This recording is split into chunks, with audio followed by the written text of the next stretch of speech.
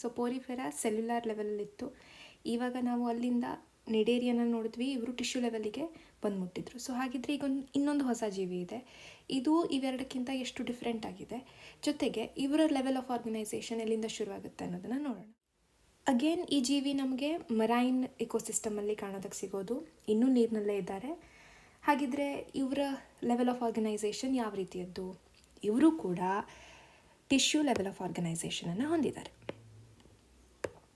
So tissue level of organisation ಅಂತಂದರೆ ಏನು ಅನ್ನೋದು ನಿಮ್ಗೆ ಈಗಾಗಲೇ ಗೊತ್ತಾಗಿರುತ್ತೆ ಅಂದ್ಕೋತೀನಿ, ಮತ್ತೆ ಅದನ್ನು ರಿಪೀಟ್ ಮಾಡೋದಕ್ಕೆ ಹೋಗೋದಿಲ್ಲ. ಸೊ ಲೆವೆಲ್ ಆಫ್ ಆರ್ಗನೈಸೇಷನ್ ಯಾವುದು? ಟಿಶ್ಯೂ ಲೆವೆಲ್ ಇದೆ. ಇವರ ಸಿಮೆಟ್ರಿ ಯಾವ ರೀತಿಯಾಗಿದೆ? ಸೊ ಸಿಮೆಟ್ರಿನ ನೋಡೋಕೆ ಹೋದರೆ ಇವ್ರದ್ದೊಂದು ವಿಶೇಷವಾದಂಥ ಸಿಮೆಟ್ರಿ. ನೀವು ಡೈರೆಕ್ಟಾಗಿ ಆನ್ಸರ್ ಹೇಳ್ತೀರಿ ಅಂತಂದರೆ ಇದನ್ನು ರೇಡಿಯಲ್ ಸಿಮೆಟ್ರಿ ಅಂತ ಹೇಳಿಬಿಡ್ಬಹುದು. ಯಾಕೆ ರೇಡಿಯಲ್ ಸಿಮೆಟ್ರಿ ಅಂತಂದರೆ ಕೇಕನ್ನು ನಾವು ಹೇಗೆ ಕಟ್ ಮಾಡ್ತೀವಲ್ಲ ಆ ರೀತಿ ಯಾವುದೇ ದಿಕ್ಕಿನಲ್ಲಿ ನಾನು ಕಟ್ ಮಾಡಿದ್ರೂ ನನಗೆ ಸಮನಾದಂಥ ಈಕ್ವಲ್ ಹಾವ್ಸ್ಗಳು ಸಿಗಬೇಕು, ಸಮನಾದ ಭಾಗಗಳು ಸಿಗಬೇಕು. ಇಲ್ಲೇನಾಗುತ್ತೆ ವಿಶೇಷ ಅಂತಂದರೆ ನೋಡಿ, ಇದಕ್ಕೊಂದು ಟೆಂಟ್ಯಾಕಲ್ಸ್ ಇದೆ, ಈ ರೀತಿಯಾದಂಥ ಬಾಲ್ಗಳಿದ್ದಾವೆ ಅಲ್ವಾ. ಸೊ ಇದ್ರ ಕಾರಣದಿಂದ ಏನಾಗುತ್ತೆ, ನೀವು ಈ ಜೀವಿನ 2 ಭಾಗಗಳಲ್ಲಿ ಕಟ್ ಮಾಡಬಹುದು. ಒಂದೇ ಪ್ಲೇನಲ್ಲಿ ನಾನು ಕಟ್ ಮಾಡಿಬಿಟ್ಟಿದ್ದೆ ಅಂತಂದರೆ ಏನಾಗ್ತಾ ಇತ್ತು, ಬೈಲ್ಯಾಟ್ರಲ್ ಸಿಮೆಟ್ರಿ ಆಗ್ತಾಯಿತ್ತು. ಆದರೆ ಇಲ್ಲ, ಇದು ರೇಡಿಯಲ್ ಆಗಿಯೇ ಇದೆ, ನಾನು ಇದನ್ನು ಕಟ್ ಮಾಡಬಹುದು, ಆದ್ರೇನು 2 ಭಾಗಗಳಲ್ಲಿ ಕಟ್ ಮಾಡಬಹುದು. ಆ ಕಾರಣದಿಂದ ಇವರನ್ನು ನಾವು ಬೈ ರೇಡಿಯಲ್ ಸಿಮೆಟ್ರಿ ಅಂತ ಕರಿತೀವಿ. ಸೊ ಇನ್ ಕೇಸ್ ನೀವು ಅಡ್ವಾನ್ಸ್ ಲೆವೆಲಲ್ಲಿ ಹೇಳ್ತೀರಿ ಅಂತಂದರೆ ಇದನ್ನು ಬೈ ರೇಡಿಯಲ್ ಸಿಮೆಟ್ರಿ ಆಗಿರುವಂಥ ಒಂದು ಆರ್ಗ್ಯಾನಿಸಮ್ಗಳು ಅಂತ ಕರಿಬಹುದು. ಇಲ್ಲ ಅಂತಂದರೆ ನೀವು ಡೈರೆಕ್ಟಾಗಿ ರೇಡಿಯಲ್ ಸಿಮೆಟ್ರಿ ಅಂತಲೂ ಹೇಳಬಹುದು. ಸೊ ನಾನಿಲ್ಲಿ ಬೈ ರೇಡಿಯಲ್ ಆ್ಯಂಡ್ ರೇಡಿಯಲ್ ಎರಡನ್ನು ಬರ್ತಿರ್ತೀನಿ, ಆಯಿತಾ. ನಾವು ಜರ್ಮ್ ಲೇಯರ್ ಎಷ್ಟಿದೆ, ಜರ್ಮ್ ಲೇಯರ್ ನಾವೇನು ಮಾಡಬೇಕಾಗುತ್ತೆ, ಒಳಗೆ ಹೋಗಬೇಕಾಗತ್ತೆ ಅಲ್ವಾ. ಸೊ ಜರ್ಮ್ ಲೇಯರ್ ಇವರಲ್ಲಿ ಇರೋದು 2 ಇದ್ದರೆ ಏನಂತ ಕರಿತೀವಿ ನಾವು, ಡಿಪ್ಲೋಬ್ಲಾಸ್ಟ್ಸ್ ಅಂತ ಕರಿತೀವಿ. ಓಕೆ, ಹಾಗಿದ್ರೆ ಇವ್ರ ಹತ್ರ ಸೀಲೋಮ್ ಇರೋದಕ್ಕೆ ಸಾಧ್ಯ ಇದೆಯಾ? ಡಿಪ್ಲೋಬ್ಲಾಸ್ಟ್ ಅಂದ ತಕ್ಷಣವೇ ನಮಗೆ ನೆನಪಾಗಬೇಕೇನು, ಇವ್ರ ಹತ್ರ ಯಾವುದೇ ಸೀಲೋಮ್ ಇಲ್ಲ. ಸೀಲೋಮ್ ಇಲ್ಲದೆ ಇರೋದನ್ನು ನಾವು ಎ ಸೀಲೋಮ್ ಅಂತ ರಿಪ್ರೆಸೆಂಟ್ ಮಾಡ್ತೀವಿ. Fine. So this is basics. ಹಾಗಿದ್ರೆ ಇವ್ರ ಹತ್ರ ಏನಾದರೂ ಸ್ಪೆಷಾಲಿಟಿ ಇದೆಯಾ? ಹೌದು, ಇವ್ರ ಹತ್ರ ಕೆಲವೊಂದಿಷ್ಟು ವಿಶೇಷತೆಗಳಿದ್ದಾವೆ. ಬಟ್ ನಿಮಗೆ ಬಹುಶಃ ಪುಸ್ತಕದಲ್ಲಿ ಕೇವಲ ಬಯೋಲ್ಯುಮಿನಿಸೆನ್ಸ್ ಬಗ್ಗೆ ಜಾಸ್ತಿ ಫೋಕಸ್ ಮಾಡಿದ್ದಾರೆ ಅಂತ ಅಂದ್ಕೊತೀನಿ. ಬಟ್ ನಿಮಗೆ ಕೆಲವೊಂದಿಷ್ಟು ಕ್ಯೂರಿಯಾಸಿಟಿಗೆ ವಿಶೇಷತೆಗಳನ್ನ ನಾನು ನಿಮಗೆ ಹೇಳಿಡ್ತೀನಿ. ಸೊ ಒಂದು ವಿಶೇಷ ಅಂತಂದರೆ, ನಾವು ನಮ್ಮ ನಿಡೇರಿಯಾದಲ್ಲಾಗಿರಬಹುದು ಏನನ್ನು ನೋಡಿದ್ವಿ, ಅವರು ಒಂಥರ ಚುಚ್ಚೋದನ್ನು ಏನಾದರೂ ಹಾಕಿ ಅವ್ರಿಗೆ ಬೇಕಾಗಿರುವಂಥ ಆಹಾರನ ಹೀರ್ಕೊಳ್ತಾ ಇದ್ರು ಅಲ್ವಾ. ಸೊ ಇಲ್ಲಿ ಒಂದು ವಿಶೇಷ ಅಂತಂದರೆ, ಇವರು ಯಾರಿಗೂ ಸ್ಟಿಂಗ್ ಮಾಡೋದಿಲ್ಲ, ಅಂದರೆ ಚುಚ್ಚುವಂಥ ಬಾಣಗಳನ್ನು ಬಿಡೋದಿಲ್ಲ. ಬದಲಿಗೆ ಇವರು ಬಳಸೋದು ಏನಪ್ಪ ಅಂತಂದರೆ ಸ್ಟಿಕ್ಕಿ ಆಗಿರುವಂಥದ್ದು. ಸೊ ಇದನ್ನು ನಾವು ಕೋಲೋಬ್ಲಾಸ್ಟ್ ಅಂತ ಕರಿತೀವಿ.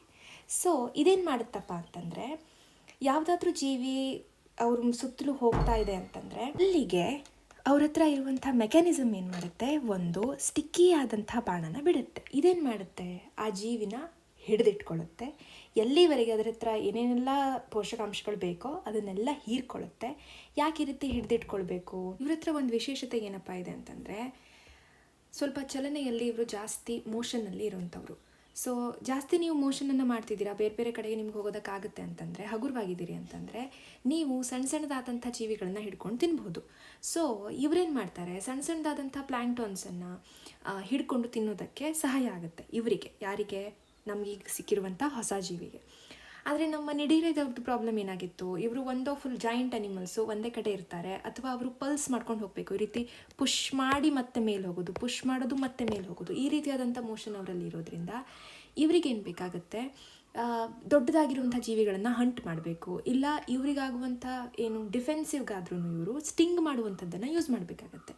ಬಟ್ ನಮಗೆ ಸಿಕ್ಕಿರೋ ಈ ಜೀವಿಗಳು ಆ ರೀತಿಯಾದಂಥವ್ರಲ್ಲ. ಇವರು ಚೆನ್ನಾಗಿ ಮೂವ್ಮೆಂಟ್ ಎಲ್ಲ ಮಾಡಿಕೊಂಡು ಸಣ್ಣ ಪುಟ್ಟದನ್ನು ತಿಂದ್ಕೊಂಡು ಆರಾಮಾಗಿ ಇರಬಹುದು. ಹಾಗಾಗಿ ಇವರು ಯೂಸ್ ಮಾಡೋದು ತುಂಬ ಕಡಿಮೆ ಎನರ್ಜಿನ ಯುಟಿಲೈಸ್ ಮಾಡುವಂಥದ್ದನ್ನು ಇವರು ಬಳಸ್ಕೋತಾರೆ. ಸ್ಟಿಂಗ್ ಮಾಡೋಕ್ಕೆ ವೇನೋಮನ್ನು, ವಿಷವನ್ನು ನೀವು ಇಟ್ಟು ಬಾಣನ ಬಿಡಬೇಕು ಅಂತಂದರೆ ಹೆಚ್ಚಿನದಾದಂಥ ಎನರ್ಜಿ ಬೇಕಾಗುತ್ತೆ. ಒಂದು ಸತಿ ನೀವು ಆಹಾರನ ತೊಗೊಂಡ್ರಿ ಅಂತಂದರೆ ನೀವು ಮತ್ತೆ ಮೂವ್ಮೆಂಟ್ ಮಾಡಬೇಕಂತ ಇಲ್ಲ, ಇದ್ದಲ್ಲೇ ಇದ್ಬಿಡಬಹುದು. ಆದರೆ ಇವ್ರ ಪ್ರಾಬ್ಲಮ್ ಏನು, ಒಂದು ಮೂಮೆಂಟಲ್ಲಿ ಇರೋರು, ಜೊತೆಗೆ ಅಷ್ಟೊತ್ತಿಗೆ ಹಸುವಾಗುತ್ತೆ ಆಬ್ವಿಯಸ್ಲಿ. ಯಾಕೆ? ಸಣ್ಣ ಸಣ್ಣದಾದಂಥ ಅನಿಮಲ್ನ ತಿಂದು ಬದುಕ್ತಾ ಇದ್ದಾರೆ. ಹಾಗಾಗಿ ಇವ್ರು ಏನು ಮಾಡ್ತಾರಪ್ಪ ಅಂತಂದರೆ, ಅಂಟುವಿಕೆಯಿಂದ ಅಂಟೋದು ಮತ್ತು ಆ ಮೂಲಕ ಜೀವಿಯಿಂದ ಪೋಷಕಾಂಶನ ಹೀರ್ಕೊಳ್ಳೋದು, ಇಂಥ ಒಂದು ಕಡಿಮೆ ಎನರ್ಜಿನ ಯುಟಿಲೈಸ್ ಮಾಡುವಂಥ ಮೆಕ್ಯಾನಿಸಮನ್ನು ಯೂಸ್ ಮಾಡ್ತಾರೆ. ಸೊ ಇದನ್ನು ನಾವೇನಂತ ಕರಿತೀವಿ ಅಂತಂದರೆ ಕೋಲೋಬ್ಲಾಸ್ಟ್ ಅಂತ ಕರಿತೀವಿ. ಓಕೆನಾ?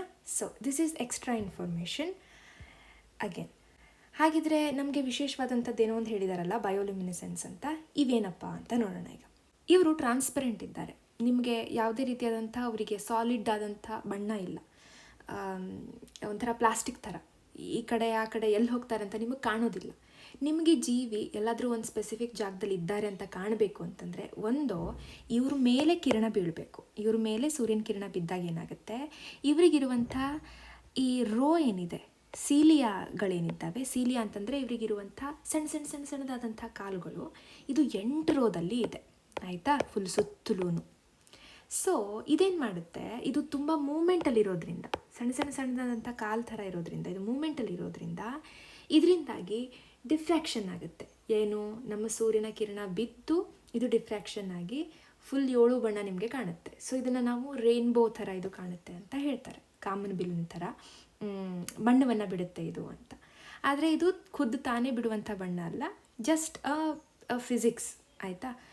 ಬಟ್ ಇಲ್ಲಿ ವಿಶೇಷವಾದದ್ದು ಏನಿದೆ ಇವ್ರ ಹತ್ರ ಅಂತಂದರೆ ಇನ್ನೊಂದು ಬಯೋಲ್ಯುಮಿನೆಸೆನ್ಸ್. ಏನು ಬಯೋಲ್ಯುಮಿನೆಸೆನ್ಸ್ ಅಂತಂದರೆ, ಕೆಮಿಕಲ್ ರಿಯಾಕ್ಷನನ್ನು ತಮ್ಮ ಒಂದು ಜೀವಿ ಅದರ ದೇಹದ ಒಳಗೆ ಮಾಡೋದ್ರ ಮೂಲಕ ಸ್ವಯಂ ಆಗಿ ಒಂದು ಬೆಳಕನ್ನು ಬೀರೋದನ್ನು ನಾವು ಬಯೋಲ್ಯುಮಿನೆಸೆನ್ಸ್ ಅಂತ ಕರಿತೀವಿ.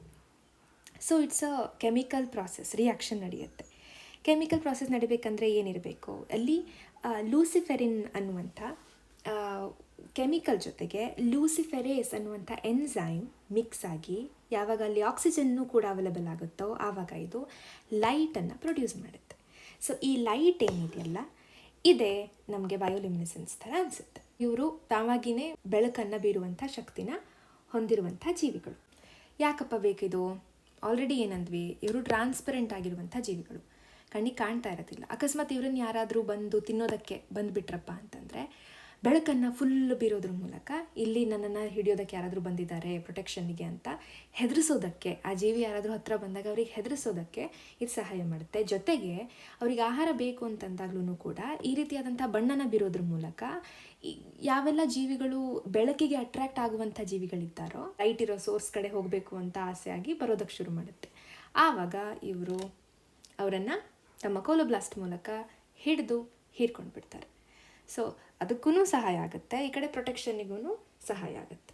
ಆ್ಯಂಡ್ ಇಲ್ಲಿ ಇವ್ರ ಹತ್ರ ಇರುವಂಥ ವಿಶೇಷ ಏನಪ್ಪ ಅಂತಂದರೆ, ಇವ್ರ ಹತ್ರ ಇರುವಂಥ 8 ರೋದಲ್ಲಿ ಇರುವಂಥ ಈ ಸೀಲಿಯಾಗಳು ಇವೇ ಇವರಿಗೆ ಮೂವ್ಮೆಂಟಿಗೆ ಸಹಾಯ ಮಾಡುವಂಥದ್ದು. ಆಯಿತಾ? ಇಲ್ಲಿ ಇನ್ನೊಂದು ವಿಶೇಷ ಇದೆ. ಏನಪ್ಪ ಅಂತಂದರೆ, ಇವ್ರ ಹತ್ರ ಒಂದು ಏನಲ್ ಪೋರ್ಗಳನ್ನು ನೀವು ನೋಡೋದಕ್ಕೆ ಸಿಗುತ್ತೆ. ನಾವೇನಂತಿದ್ವಿ, ಇವರು ಆಹಾರನ ಒಂದೇ ಕಡೆಯಿಂದ ನಾರ್ಮಲಿ ನಿಟೇರಿಯನ್ಸ್ ಎಲ್ಲ ಯಾವ ರೀತಿ ಇತ್ತು, ಒಂದೇ ಕಡೆಯಿಂದ ಆಹಾರನ ತಗೊಳ್ಳೋದು, ಅಲ್ಲಿಂದಾನೇ ಆಹಾರನ ಹೊರಗೆ ಹಾಕೋದು ಮಾಡ್ತಾಯಿದ್ರು ಅಲ್ವಾ. ಇವ್ರ ಹತ್ರ ನಮಗೆ ಒಂದು ಜಸ್ಟ್ ಗ್ಲಿಂಪ್ಸ್ ಸಿಗ್ತಾ ಇದೆ. ಸಂಪೂರ್ಣವಾಗಿ ಇವರ ಏನಲ್ ಬಾಡಿ ಅಂದರೆ ಆಹಾರವನ್ನು ಹೊರ ಹಾಕೋದಕ್ಕೆ ಇರುವಂಥ ಓಪನಿಂಗ್ ಸಂಪೂರ್ಣವಾಗಿ ಬೆಳವಣಿಗೆನ ಹೊಂದಿಲ್ಲ, ಆದರೆ ಬೆಳವಣಿಗೆಯ ಹಂತದಲ್ಲಿದೆ. ಅಂದರೆ ಇವರ ನೆಕ್ಸ್ಟ್ ಬರುವಂಥ ಫೈಲಮಿಂದ ನಮಗೆ ಇಂಥದ್ದೊಂದು ಇವಲ್ಯೂಷನ್ ನೋಡೋದಕ್ಕೆ ಸಿಗುತ್ತೆ ಅಂತ ಆಯಿತು. ಸೊ ಇವರನ್ನು ನಾವು ಒಂಥರ ಟ್ರಾನ್ಸಿಷನ್ ಝೋನಲ್ಲಿರೋರು ಅಂತ ಹೇಳ್ಬೋದು. ಈ ಕಡೆ ಕಂಪ್ಲೀಟಾಗಿ ಹಳಬ್ರ ಥರ ಆ್ಯಕ್ಟ್ ಮಾಡ್ತಾನೂ ಇಲ್ಲ, ಈ ಕಡೆ ಹೊಸಬ್ರ ಥರ ಇವಲ್ಯೂಷನನ್ನು ಕಾಣಿಸೋದಕ್ಕೆ ಶುರು ಮಾಡಿದ್ದಾರೆ ಅಲ್ವಾ. ಸೊ ಇದೊಂದು ಇವ್ರ ಹತ್ರ ಇರುವಂಥ ವಿಶೇಷ. ಇದರಲ್ಲಿ ರೀಪ್ರೊಡಕ್ಷನ್ ಒಂದಿದೆ, ಇದು ಒಂದು ವಿಶೇಷ. ಇವರಲ್ಲಿ ನಿಮಗೆ ನೋಡೋದಕ್ಕೆ ಸಿಗೋದು ಕೇವಲ ಸೆಕ್ಷುವಲ್ ರಿಪ್ರೊಡಕ್ಷನ್. ಸೆಕ್ಷುವಲ್ ರಿಪ್ರೊಡಕ್ಷನ್ ಇಲ್ಲಿ ನೋಡೋದಕ್ಕೆ ಸಿಗೋದಿಲ್ಲ. ಸೊ ಸೆಕ್ಷುವಲ್ ರಿಪ್ರೊಡಕ್ಷನಲ್ಲಿ ಏನಾಗುತ್ತಂದರೆ, ಇವರು ಬೈಸೆಕ್ಷುವಲ್ ಆಗಿದ್ದಾರೆ. ಬೈಸೆಕ್ಷುವಲ್ ಅಂತಂದರೆ ಏನು, 2 ಸೆಕ್ಸ್ ಆರ್ಗನ್ಸ್ಗಳು ಒಂದೇ ಜೀವಿಯ ದೇಹದ ಒಳಗೆ ಇರೋದನ್ನು ನಾವು ಬೈಸೆಕ್ಷುವಲ್ ಅಂತ ಕರಿತೀವಿ. ಕತ್ಲಲ್ಲಿ ಮರೈನ್ ಒಳಗಡೆ ಇರೋದ್ರಿಂದ ಇನ್ನೊಂದು ಹೊಸ ಜೀವಿನ 2 ಜೀವಿಗಳನ್ನು ಕಾಂಬಿನೇಷನಲ್ಲಿ ರಿಪ್ರೊಡಕ್ಷನ್ ಮಾಡೋದಕ್ಕೆಲ್ಲ ಇವಲ್ಯೂಷನ್ ತಲೆ ಕೆಡಿಸ್ಕೊಂಡಿಲ್ಲ, ಒಂದೇ ಜೀವಿಲಿ ಹಾಕಿ ಮುಗಿಸ್ಕೊಂಡ್ಬಿಟ್ಟಿದೆ. ಸೊ ಇವರೇನು ಮಾಡ್ತಾರೆ, ಎಕ್ಸ್ಟರ್ನಲ್ ಫರ್ಟಿಲೈಸೇಷನ್ ಮಾಡ್ತಾರೆ. ಎಕ್ಸ್ಟರ್ನಲ್ ಫರ್ಟಿಲೈಸೇಷನ್ ಅಂತಂದರೆ ಏನು, ಎಗ್ ಮತ್ತು ಸ್ಪರ್ಮ್ ಏನಿದೆ 2 ಗ್ಯಾಮಿಟ್ಗಳು ಹೊರಗೆ ಪ್ರೊಡಕ್ಷನ್ ಆಗಿ ಫರ್ಟಿಲೈಸೇಷನ್ ಅವೆರಡರ ಕೂಡುವಿಕೆ ಏನಿದೆ ಇದು ಜೀವಿಯ ದೇಹದ ಹೊರಗಡೆ ನಡೆಯುತ್ತೆ. ಇದನ್ನು ನಾವು ಎಕ್ಸ್ಟರ್ನಲ್ ಫರ್ಟಿಲೈಸೇಷನ್ ಅಂತ ಕರಿತೀವಿ. ಆ್ಯಂಡ್ ಡೆವಲಪ್ಮೆಂಟ್ ಯಾವ ರೀತಿಯಾಗಿದೆ ಅಂತಂದರೆ ಇಂಡೈರೆಕ್ಟ್ ಡೆವಲಪ್ಮೆಂಟ್. ಏನು ಇಂಡೈರೆಕ್ಟ್ ಡೆವಲಪ್ಮೆಂಟ್ ಅಂತಂದರೆ, ಇವೇನು ಕೂಡುತ್ತಲ್ಲ ಫರ್ಟಿಲೈಸೇಷನ್ ಆಗಿ ನಮಗೊಂದು ಹೊಸ ಪ್ರೊಡಕ್ಷನ್ ಬರುತ್ತಲ್ಲ, ಈ ಝೈಗೋಟ್ಗಳೇನಿದ್ದಾವೆ ಅಥವಾ ಇದರ ಬೆಳವಣಿಗೆ ಹಂತದಲ್ಲಿ ಸಿಗುವಂಥ ಡೈರೆಕ್ಟ್ ಒಂದು ಜೀವಿ ಏನಿದೆ, ಇದು ಮೇನ್ ಜೀವಿ ಇತ್ತಲ್ಲ, ಈ ಮದರ್ಸ್ ಜೀವಿ, ಈ ಜೀವಿ ಥರನೇ ಇರೋದಿಲ್ಲ ಫಸ್ಟ್ ನೋಡೋದಕ್ಕೆ ನಿಮಗೆ ಸಿಗೋದು. ಇದು ನೋಡೋದಕ್ಕೆ ಸ್ವಲ್ಪ ಡಿಫ್ರೆಂಟ್ ಆಗಿರುತ್ತೆ, ಲಾರ್ವಾ ಹಂತದಲ್ಲಿರುತ್ತೆ. It is not similar to adult. ಈ ಎಡಲ್ಟಿಗೆ ಇದು ಸಿಮಿಲರ್ ಆಗಿ ಇರೋದಿಲ್ಲ. ಓಕೆ, ಇದಕ್ಕೊಂದು ಕಾಣಿಸ್ಬಿಡೋಣ. ಎಡಲ್ಟ್ ಥರ ನಿಮಗೆ ನೋಡೋದಕ್ಕೆ ಸಿಗೋದಿಲ್ಲ, ಬದಲಿಗೆ ಒಂದು ಲಾರ್ವಾ ಥರ ಮಾತ್ರ ಇರುತ್ತೆ. ಆಯಿತಾ? ಈ ಹಂತದಲ್ಲಿ ಸ್ವಲ್ಪ ಬೆಳವಣಿಗೆಯನ್ನು ಹೊಂದುತ್ತಿದ್ದು ತದನಂತರದಲ್ಲಿ ಮೆಟಾಮಾರ್ಫೋಸಿಸನ್ನು ಹೊಂದುತ್ತೆ. ಅಂದರೆ ಸಂಪೂರ್ಣವಾಗಿ ಹೊಸ ಜೀವಿಯ ಸೃಷ್ಟಿಯಾಗುತ್ತೆ. ಈ ಜೀವಿ ಪಾತ್ರಗಿತ್ತಿ ಹೇಗೆ ಒಂದು ಸಣ್ಣ ಹುಳು ಬದಲಾವಣೆ ಹೊಂದಿ ಪಾತ್ರಗಿತ್ತಿಯಾಗಿ ಬೆಳವಣಿಗೆ ಹೊಂದುತ್ತೋ, ಅದೇ ರೀತಿಯಾಗಿ ಇಲ್ಲೂ ಸಹ ಕಂಪ್ಲೀಟ್ ಮೆಟಾಮಾರ್ಫೋಸಿಸನ್ನು ಹೊಂದಿದ ನಂತರ ಇದು ಎಡಲ್ಟ್ ಜೀವಿ ಯಾವ ರೀತಿ ಫಾರ್ಮಲ್ಲಿತ್ತು ಅದೇ ರೀತಿಯಾಗಿ ಬೆಳವಣಿಗೆನ ಹೊಂದುತ್ತೆ. ಸೊ ಇದನ್ನು ನಾವು ಇಂಡೈರೆಕ್ಟ್ ಡೆವಲಪ್ಮೆಂಟ್ ಅಂತ ಕರಿತೀವಿ. ಈ ಮೆಟಾಮಾರ್ಫೋಸಿಸ್ ಅಂತಂದರೆ ಏನು? ರೂಪಾಂತರ ಹೊಂದುವುದು, ರೂಪದಲ್ಲಿ ಬದಲಾವಣೆ ಆಗುತ್ತೆ. ಈ ರೂಪಾಂತರವನ್ನು ಹೊಂದಿದ ನಂತರ ನಮಗೆ ಸೇಮ್ ಎಡಲ್ಟ್ ಫಾರ್ಮ್ ಸಿಗೋದು. ಇವಾಗ ಇವ್ರಿಗೆ ನಾವು ನಾಮಧೇಯವನ್ನು ಕೊಡಬೇಕು. ಹೆಸರಿಲ್ಲ, ಇಂಥದ್ದಿಷ್ಟು ಜೀವಿಗಳಲ್ಲಿ ಇವಿಷ್ಟು ವಿಶೇಷತೆಗಳನ್ನು ನಾವು ನೋಡೋದಕ್ಕೆ ಸಿಗ್ತಾ ಇದೆ. ಈ ರೀತಿಯಾಗಿರುವಂಥ ಗ್ರೂಪ್ ಆಫ್ ಆರ್ಗ್ಯಾನಿಸಮನ್ನು ನಾವು ಒಂದು ಫೈಲಮ್ ಒಳಗೆ ಹಾಕಿ ಅದಕ್ಕೆ ಹೆಸರು ಕೊಡಬೇಕು.